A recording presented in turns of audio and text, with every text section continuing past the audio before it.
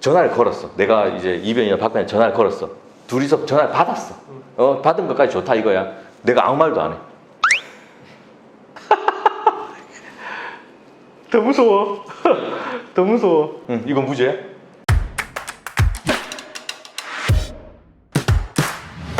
안녕하세요, 로이어 프렌즈입니다. 저희가 얼마 전에 부재중 전화 관련해서 판례가 왔다 갔다 해서 하급심 판례가 어떤 때는 유죄, 어떤 때는 무죄 이래가지고 저희가 이거 한번 끝까지 지켜보면 좋겠다. 스토킹. 네, 스토킹 관련해서 얘기 드린 적이 있는데 최근에 판례가 나왔습니다. 대법원에서 드디어 판단을 내려서 교통정리했어. 네, 어떻게 됐어요? 어떻게 됐을 것 같아요? 당연히 우리가 생각한 대로 스토킹이 맞다. 박 변호사님. 그쵸. 뭐 예를 들어서 전 여친이 저한테 자고 일어났는데 네. 부재중 통화가 250통이 와 있어요. 네. 아침에 일어나면 깜놀하지 않겠어요? 너무 무서울 것 같은데? 이제 유죄로 교통정리가 됐다? 그랬으면 제가 영상을 찍었겠죠.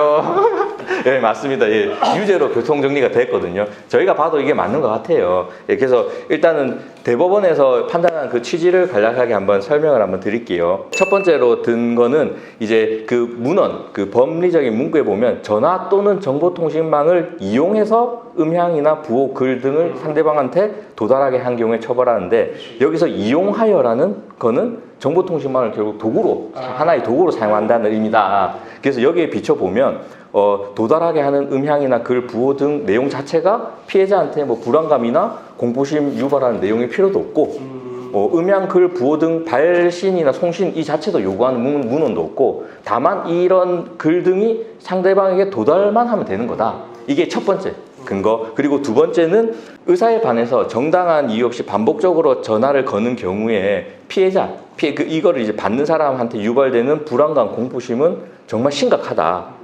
근데 이거는 수신하지 않는 경우에도 마찬가지 아니냐. 오히려 계속 받기 싫은 전화 계속 걸려면 더 무서울 거 아니에요. 이 사람 나한테 왜 이러지? 맞잖아요. 예. 이게 이제 이런 이제 두 번째 근거. 그리고 세 번째는 피해자가 전화를 받지 않았다는 이유만으로 처벌을 하지 못한다 하면 우연한 사정. 피해자의 우연한 사정에 의해서 이 처벌이 달라진다. 받으면 유죄, 안 받으면 무죄. 이거 말이 되냐? 이게 이제 세 번째 근거. 예. 그리고 이제 네 번째로는 이제 피고인이 전화를 걸었을 때 상대방한테 부재중 전화가 이렇게 뜬다는 거는 피고인도 미필적으로는 알고 있다. 왜냐면 요즘에 다 스마트폰 같은 거 다 쓰니까. 뜬다는 걸 알고 있다. 그렇죠. 예. 이거를 도달하게 할 미필적 고의가 있다. 글 등을 아무 글이나 도달하게 하면 되는 거니까. 그래서 유죄로 선고해 버렸어요. 예, 결국 전체적으로 짧게 말씀드렸는데 5가지 정도의 근거를 들어가지고 이렇게 부재중 전화 찍힌 것도 유죄다. 근데 이제 또 한 가지 더 나아가서 판단해 준 게 있는데 전화를 걸었어. 내가 이제 이변이나 박변이 전화를 걸었어. 둘이서 전화를 받았어. 받은 것까지 좋다 이거야. 내가 아무 말도 안 해. 더 무서워. 더 무서워. 응, 이건 무죄야? 이것도 유죄지. 너 더 무서워. 이게 더 무섭잖아. 이거에 대해서도 이제 판단을 해줬는데 이런 경우에 벨소리가 이제 상대방한테 울리게 하거나 발신자 전화 표시가 이거 폰에 나오게 한 것까지 다 포함해서 피해자한테 불안감이나 공포심을 일으킨 것으로 평가된다면 이렇게 전화를 걸어서 받았을 때 아무 말 안 하고 있는 것도 스토킹이다. 이렇게까지 판단을 해준 거예요. 이렇게 대법원이 이제 확실하게 스토킹에 대해서 이제 부재중 전화 관련해서 교통 정리를 해줬기 때문에 정말 내가 전화 받기 싫어한다는 사람한테 뭐 계속해서 연락을 하는 거는 하면 안 됩니다. 예. 근데 이게 취지가 맞아요. 맞는데 이게 실무에 들어가니까 조금 애매한 게 있더라고요.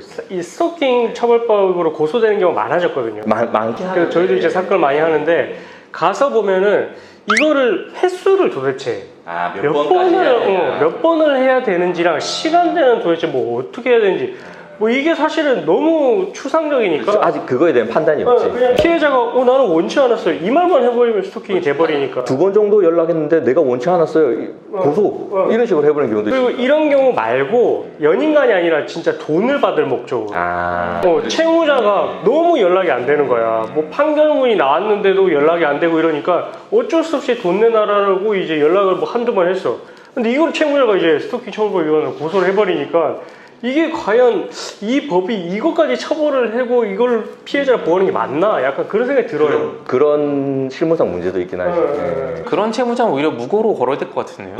그래서 어쨌든 그런 기준도 조금 빠르게 좀 마련을 해줬으면 좋겠어요. 이렇게 이제 정리를 좀 해주시는 게 좀 그래야 이제 이게 좀 서로 오해도 안 사고 이렇게 잘 넘어. 근데 저는 오히려 그게 기준이 딱 정해져가지고 예를 들어서 뭐 일몰 시간부터 일출 시간 사이에 5회 이상 전화하면 이건 스토킹으로 한다. 뭐 이런 게 생겨버리잖아요.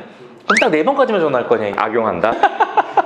근데 기준이 우리 명확하게 정해지는 게 저는 또 더 많은 문제를 만들지 않아요. 그렇게 하면 4번만 하고 끝내지 않을 거 아니에요. 또 다음날 또 4번 할 거 아니에요. 그 다음날 4번 그럼 그게 쌓일 거 아니에요. 그럼 이 스토킹으로 가는 거지. 한 번만 4번 하고 그만두진 않을 거 아니에요.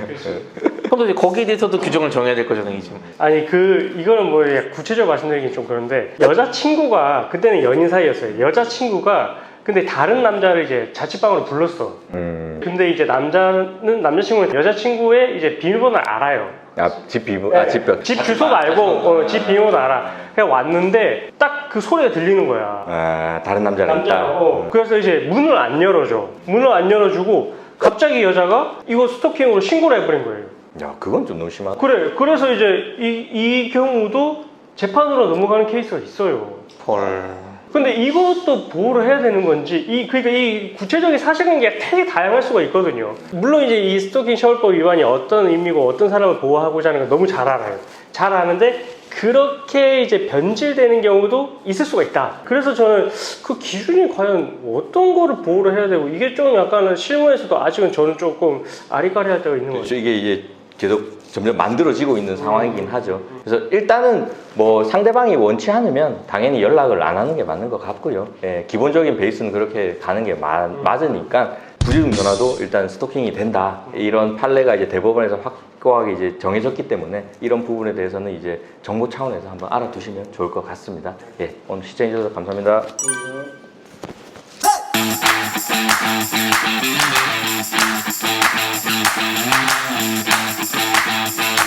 back.